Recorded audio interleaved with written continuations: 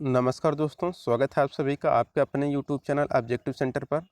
इस वीडियो में हम लोग यूपी मेट्रो के कुछ स्पेशल क्वेश्चन के बारे में पढ़ेंगे, जो कि आपके एग्जाम की दृष्टि से बहुत इंपॉर्टेंट रहेंगे। अगर ये वीडियो आपको हेल्पफुल लगेगा तो अपने दोस्तों के साथ ज़रूर शेयर करें और सपोर्ट करें। चलिए स्टार्ट करते हैं। पहला क्वेश्चन है कि अप्रत्यक्ष मापी औजार कौन सा है। ऑप्शन है chisel, steel, rule, caliper, micrometer. देखिए, जो अप्रत्यक्ष औजार मापी है उसे आपको बताना है। तो अप्रत्यक्ष रूप से जो औजार मतलब मापता है वो हमारा कैलिपर से रहता है। तो कैलिपर से यहाँ पर करेक्ट आंसर हो जाएगा। ऐसा मापी जिसका प्रयोग करते समय अन्य किसी यंत्र से माप लेने की आवश्यकता पड़े उसे हम लोग अप्रत्यक्ष मापी यंत्र कहते हैं, जैसे कि आपका कैलिपर हो गया और डिवाइडर हो गया। दूसरा क्वेश्चन यहाँ पर, जेनी कैलिपर को अन्य किस नाम से जाना जाता है। Transfer caliper, marking caliper, hermaphrodite caliper, cutting caliper. तो जेनी कैलिपर का जो अन्य नाम होता है वो होता है हर्मोफ्रोडाइट कैलिपर। ये आपका बहुत इंपॉर्टेंट क्वेश्चन है, इसे आप लोग जरूर देख लीजिएगा। तो जेनी कैलिपर को अन्य किस नाम से जानते हैं, तो हर्मोफ्रोडाइट कैलिपर के नाम से जानते हैं। अब देखिए, यहाँ पर दिया गया है कि जेनी कैलिपर को हम लोग हर्मोफ्रोडाइट कैलिपर, आर्ड लेग कैलिपर, लंगड़ा कैलिपर, इन सभी नामों से जानते हैं। तो इसमें कोई भी नाम आपसे पूछ सकता है। तो जेनी कैलिपर का नाम आपको याद रखना है हर्मोफ्रोडाइट, आर्ड लेग कैलिपर, लंगड़ा कैलिपर, इन सभी नाम से हम लोग जानते हैं। एक माइक्रोन किसके बराबर होता है, आपको ये बताना है। तो आपको भी पता होगा कि एक माइक्रोन बराबर होता है 1/1000 mm के, या इसी को कभी कभी इस तरह से भी लिख देता है कि एक माइक्रोन बराबर 0.001 mm के बराबर होता है। तो ऑप्शन में आपको ये भी मिल जाएगा या फिर 1/1000 मिल जाएगा।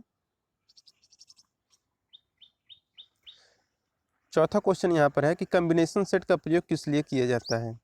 ऑप्शन है रेखाएं खींचने के लिए, वृत्त तथा चाप खींचने के लिए, कोणीय सतहों की जांच के लिए, उपरोक्त सभी के लिए। तो जो कॉम्बिनेशन सेट होता है इसका प्रयोग हम लोग कोणीय सतहों की जांच के लिए करते हैं।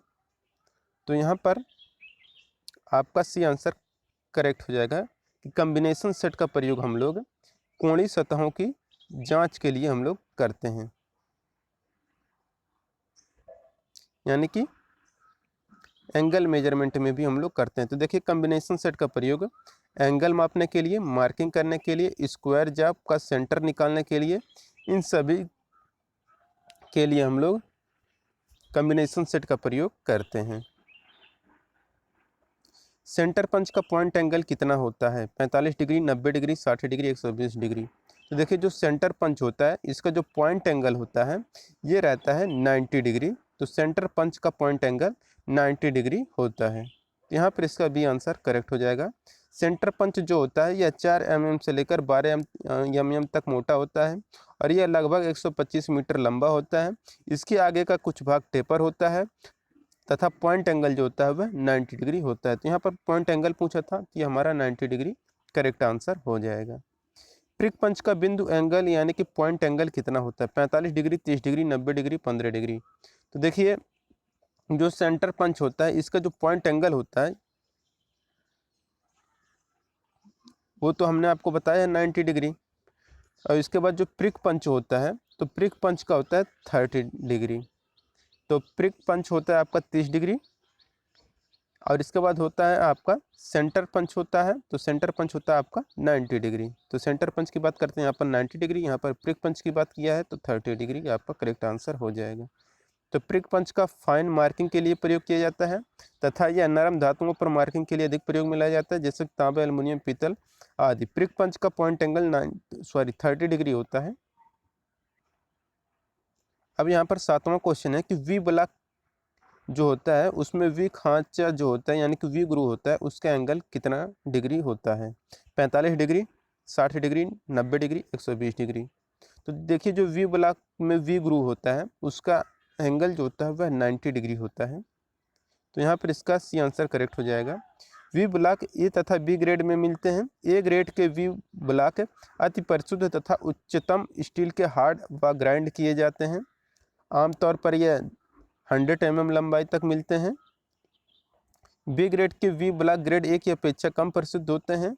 यह क्लोज्ड ग्रे कास्ट आयरन के बने होते हैं, वी ब्लॉक के खांचे का जो एंगल होता है वह 90 डिग्री रखा जाता है। और वी ब्लॉक को हम लोग ज़्यादातर इसमें पाइप पकड़ते हैं। 8वां क्वेश्चन है कि गोलाकार छड़ यानी कि जो राड होता है उसका सेंटर मार्क करने हेतु हम लोग कौन सा पंच यूज करते हैं? प्रिक पंच, डाट पंच, होलो पंच, बेल पंच। तो गोलाकार छड़ यानी कि राड का सेंटर मार्क करने के लिए हम लोग जो पंच यूज करते हैं वो पंच रहता है बेल पंच। तो यहाँ पर हमारा डी आंसर करेक्ट हो जाएगा, बेल पंच। देखिए प्रिक पंच जो होता है हमारा 30 डिग्री का एंगल होता है, डाट पंच होता है ये हमारा 60 डिग्री का, और जो एक सेंटर पंच होता है ये हमारा 90 डिग्री होता है एंगल। तो प्रिक पंच 30 डिग्री, डाट पंच 60 डिग्री और सेंटर पंच जो होता है वो हमारा 90 डिग्री होता है। इसे आपको याद रखना है। बेल पंच गोल राड के सेंटर निकालने या मार्क करने के लिए प्रयोग में लाए जाते हैं। इसके आगे का भाग घंटी नुमा होता है और इसके ठीक बीचों बीच एक पंच लगा होता है जिससे ऊपर नीचे हम लोग सरका सकते हैं। यहाँ पर 9वां क्वेश्चन है कि साइन बार किस लिए प्रयोग किया जाता है? ड्रिलिंग करते समय जाप को लेवल करने के लिए, छिद्र का व्यास जांच करने के लिए, चूड़ी के आकार जांच करने के लिए, टेपर जाप का कोण ज्ञात करने के लिए। तो साइन बार का प्रयोग हम लोग जो करते हैं वो करते हैं टेपर जाप का एंगल ज्ञात करने के लिए हम लोग साइन बार का यूज करते हैं। जब किसी जाप के कोण या टेपर को हम लोग 5 मिनट से अधिक की सूक्ष्मता से चेक करना हो तो इसके लिए हम लोग साइन बार का प्रयोग करते हैं। साइन बार समकोणी त्रिभुज के साइन एंगल पर आधारित होता है, इसलिए हम लोग साइन बार कहते हैं। फिलर गेज का प्रयोग कहाँ पर हम लोग करते हैं? ऑप्शन है सतह की रफनेस जांच करने के लिए, दो पार्ट के मध्य का अंतर जांच करने के लिए, जाप का रेडियस जांच करने के लिए, छिद्रों के मध्य का अंतर जांच करने के लिए। तो देखिए जो फिलर गेज होता है इसका प्रयोग हम लोग दो पार्टों के मध्य का अंतर जांच करने के लिए करते हैं। यानी कि फिलर गेज का प्रयोग दो मेटिंग पार्ट के बीच जो गैप होता है उसी गैप को मापने के लिए हम लोग फिलर गेज का प्रयोग करते हैं। यहाँ पर वही चीज़ दिया गया है कि फिलर गेज दो मैचिंग पार्ट के बीच का अंतर चेक करने के लिए प्रयोग में लाई जाती है। यह स्टील की पतली पट्टी होती है प्रत्येक पत्ती का जो मोटाई का साइज होता है उस पर अंकित होता है। टेलीस्कोपिक गेज किस काम में आते हैं? स्लॉट मापने के लिए, स्क्रू पिच मापने के लिए काम में आते हैं, टैप मापने के लिए काम में आते हैं, बड़े सुराखों का आंतरिक व्यास ज्ञात करने के लिए यूज में लाते हैं। तो देखिए जो टेलीस्कोपिक गेज होता है इसका प्रयोग हम लोग ज़्यादातर कहाँ पर यूज करते हैं? तो बड़े सुराखों का आंतरिक व्यास के लिए हम लोग काम में लेते हैं टेलीस्कोपिक गेज। तो टेलीस्कोपिक एक प्रकार का अप्रत्यक्ष मापी गेज है जिसका प्रयोग किसी छिद्र, स्लॉट या बोर आदि का साइज मापने या चेक करने के लिए किया जाता है। यह अंग्रेजी के टी अक्षर की बनी होती है।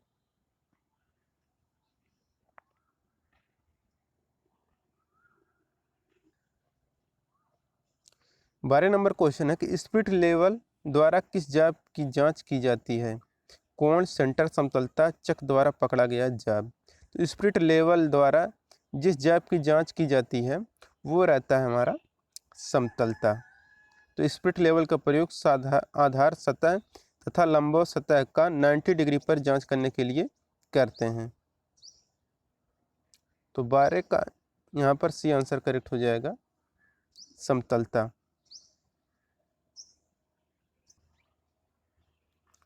अब है 13 नंबर का क्वेश्चन कि गुनिया का प्रयोग किस लिए किया जाता है? जाप की लंबाई के लिए, 45 डिग्री का एंगल चेक करने के लिए, 90 डिग्री का एंगल चेक करने के लिए, 60 डिग्री का एंगल चेक करने के लिए। तो जो गुनिया होता है इसका प्रयोग हम लोग जो करते हैं ये करते हैं 90 डिग्री का एंगल चेक करने के लिए हम लोग ट्राई स्क्वायर का प्रयोग करते हैं।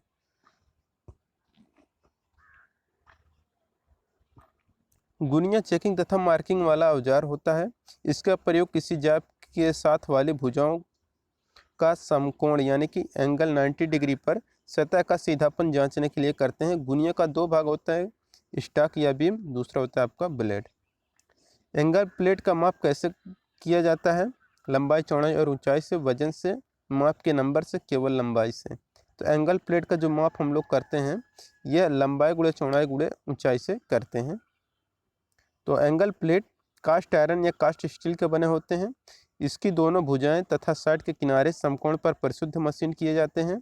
इसका स्पेसिफिकेशन हम लोग लंबाई चौड़ाई गुणे ऊंचाई से करते हैं।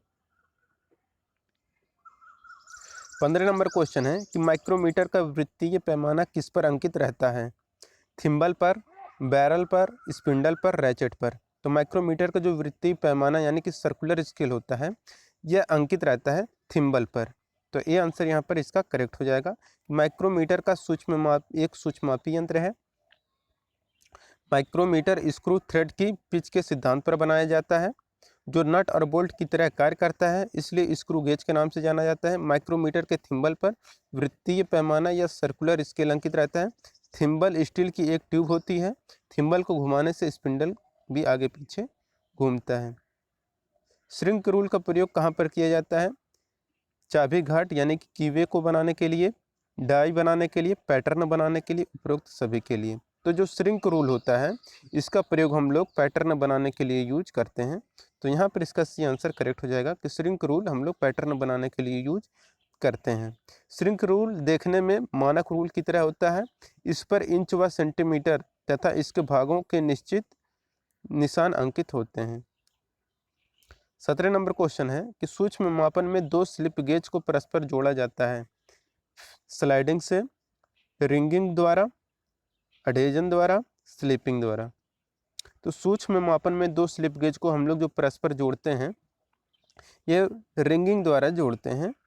तो यहाँ पर इसका बी आंसर करेक्ट हो जाएगा।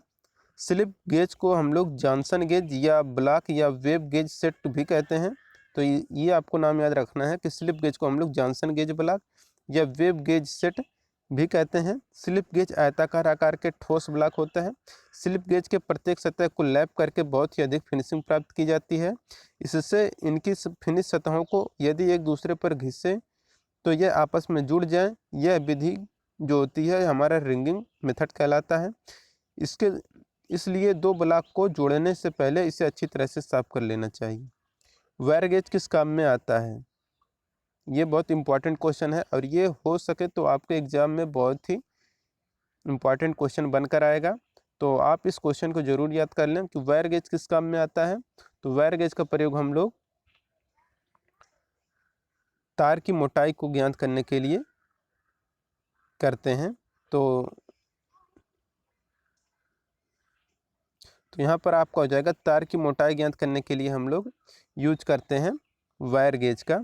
तो यहाँ पर देख सकते हैं वायर एवं सीट गेजों का प्रयोग सीट की मोटाई तथा तार का व्यास मापने के लिए हम लोग करते हैं। तो तार की मोटाई अगर आपको मापना है तो उसके लिए हम लोग यूज करते हैं वायर गेज का। प्लग गेज का प्रयोग किस लिए किया जाता है? ऑप्शन है कारखंडों में छिद्रों का व्यास जांच करने के लिए, कारखंड में छिद्रों की लंबाई जांच करने के लिए, कारखंड के व्यास को जांच करने के लिए, कारखंड में छिद्रों का व्यास मापने के लिए। तो देखिए जो प्लग गेज होता है इसका प्रयोग हम लोग करते हैं वर्कपीस में छिद्रों का व्यास को जांच करने के लिए। तो यहाँ पर इसका ये आंसर करेक्ट हो जाए कि वर्कपीस में जो छिद्र होते हैं उसी के व्यास को जाँच करने के लिए हम लोग प्लग गेज का प्रयोग करते हैं। प्लग गेज जो होता है एक प्रकार का लिमिट गेज होता है जो किसी जाब में एक ही साइज के बने छिद्र का भीतरी माप जांचने के लिए प्रयोग की जाती है। प्लग गेज का एक सिरा गो तथा दूसरा सिरा नाट गो साइज का होता है। गो सिरा नाट गो सिरा से कुछ लंबा होता है। सरफेस गेज द्वारा क्या किया जाता है? मार्किंग किया जाता है, पंचिंग किया जाता है, मेजर ऑफ लेंथ यानी कि लंबाई का मापन किया जाता है, मेजर ऑफ हाइट यानी कि ऊंचाई का मापन किया जाता है। तो देखिए जो सरफेस गेज होता है इसके द्वारा हम लोग मार्किंग करते हैं। तो परिशुद्ध मार्किंग के लिए हम लोग प्रायः सरफेस गेज का प्रयोग करते हैं। इसे मार्किंग ब्लॉक या स्क्राइबर भी कहते हैं। तो स्क्राइबर द्वारा हम लोग क्या करते हैं? मार्किंग का कार्य करते हैं। बड़े वृत्त की मार्किंग के लिए कौन सा यंत्र हम लोग यूज करते हैं? Ring gauge, trammel, height gauge, divider. तो अगर आपको बड़ा वृत्त बनाना है तो उसके मार्किंग के लिए हम लोग जो यूज करते हैं वह हमारा ट्रेमल रहता है। तो ट्रेमल के द्वारा ही हम लोग बड़े वृत्त को बनाते हैं या मार्किंग करते हैं। तो ट्रेमल डिवाइडर की भांति बड़े बड़े वृत्त, सर्किल, चाप या अन्य कार्यों के लिए प्रयोग में लाया जाता है। इसमें एक गोल या चौरस छड़ होती है जिसे बीम या ट्रेमल बार कहते हैं। इस बीम पर दो स्लाइडिंग हेड लगे होते हैं। 22 नंबर क्वेश्चन है, डिवाइडर का माप कैसे लिया जाता है? कुल लंबाई से, एक टांगे की लंबाई से, रिवेट के मध्य से बिंदु तक अधिकतम माप लेने की क्षमता से। तो डिवाइडर का जो माप हम लोग लेते हैं यह रिवेट के मध्य से बिंदु तक लेते हैं। यहाँ पर इसका सी आंसर करेक्ट हो जाएगा, रिवेट के मध्य से बिंदु तक यानी कि पॉइंट तक लेते हैं। डिवाइडर एक प्रकार का आपका मार्किंग टूल है। इसके द्वारा किसी जाब पर वृत्त या चाप लगा सकते हैं तथा किसी रेखा को बराबर भागों में बांटने के लिए भी प्रयोग किया जाता है। डिवाइडर का माप रिवेट के मध्य से बिंदु तक हम लोग लेते हैं। 23 नंबर क्वेश्चन है, निम्न में से कौन सा एंगल मापन डिवाइस है? तो एंगल मेजरिंग डिवाइस सॉरी यहाँ पर कह रहे हैं नहीं है, ये आपको बताना है। तो एंगल मेजरिंग डिवाइस जो नहीं है वो आपको बताना है। तो यहाँ पर दिया गया है angle plate, bevel protector, sine bar, angle gauge. तो जो नहीं है ये आपको बताना है। तो देखिए एंगल मेजरिंग डिवाइस जो नहीं है वो आपका एंगल प्लेट है। बाकी आपको बेवल प्रोटेक्टर के द्वारा भी एंगल माप सकते हैं, साइन बार द्वारा भी एंगल माप सकते हैं और एंगल गेज के द्वारा भी हम लोग एंगल माप सकते हैं। जो एंगल प्लेट का प्रयोग हम लोग मार्किंग करते समय जाप को सहारा देने के लिए करते हैं। शेष बाकी जो 3 बचे थे उन सभी का प्रयोग हम लोग एंगल मापने के लिए करते हैं।